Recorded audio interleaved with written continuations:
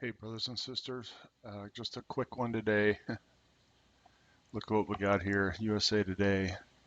Pope Francis leaves door open for same-sex unions. Um, I guess, for me, there was so much expectation about Pope Francis potentially playing a significant prophetic role. Um, and a lot of that was fueled by, uh, the prophecy uh, of Malachi, I guess it was, Pope Francis being the last pope in that set of prophecies, although it was non-biblical. A lot of expectation built up around that, and I'd have to say here, prior to the tribulation, prior to the rapture, that at least his start isn't disappointing in terms of setting up some fulfillment of prophecy. What role? I don't know. I mean, my personal expectation is that the Vatican and the hierarchy of the Catholic Church is the infrastructure that's going to be used by the Antichrist. And I don't necessarily see the Antichrist as having to be the Pope or having to be Catholic or being the Black Pope or even having to be the false prophet or anything like that. But um, the Vatican's got such wide reach, and now we've got Pope Francis with this big ecumenical push, bringing in evangelicals and Orthodox and everybody else, returning to you know the the mother church. And we all know that the banking ties of the Vatican are, well, it's beyond what you know most people know. It's beyond what I know. Every time you dig into it, you see that they have significant influence, if not control, of the world banking uh, as well. So it's pretty amazing that here we're right to the end. We're in the last hour, and the Pope is not only doing the ecumenical thing, but he had embraced earlier, atheists and agnostics, and said, how could he judge? And now he's using the exact same words for same-sex unions here.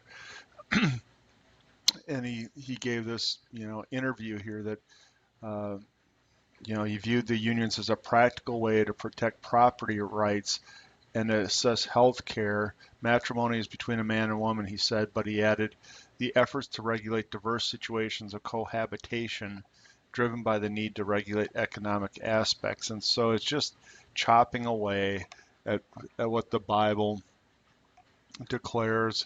It's masking the immorality with this language of practical talk while it just might be necessary or whatever. When read Romans 1, you can't escape what the same-sex union is viewed of from God in that passage, or 1 Corinthians 6, or Revelation, on and on. Right there, it's all over the Bible that God sees that as the perversion, as a sin. And not just that one, it's always listed with other ones, but I'm just saying in terms of this article, same-sex unions isn't viewed in the Bible just through the lens of whether it was practical economically or not, or whether it helps regulate some social situation. It's always viewed in terms of its moral aspects, and that's exactly what's being hidden here in this article. So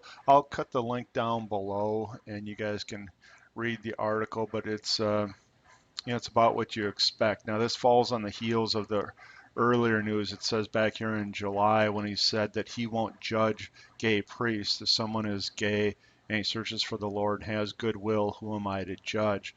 The Pope said, turning his back and forth with reporters on a flight to Rome after a week-long trip to Brazil. And so I guess, it's opening the door, or let's say leaving the door open for,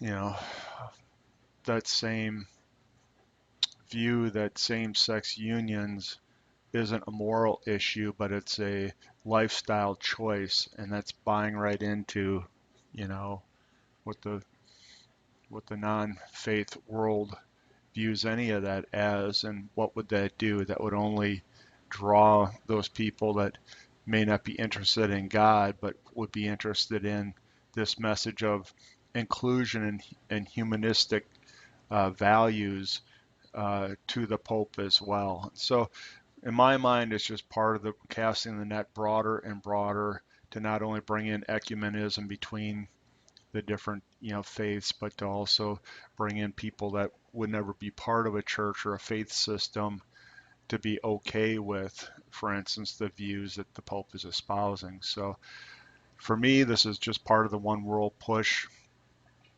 and it's right in our face. And I guess I'll just leave you guys to read it.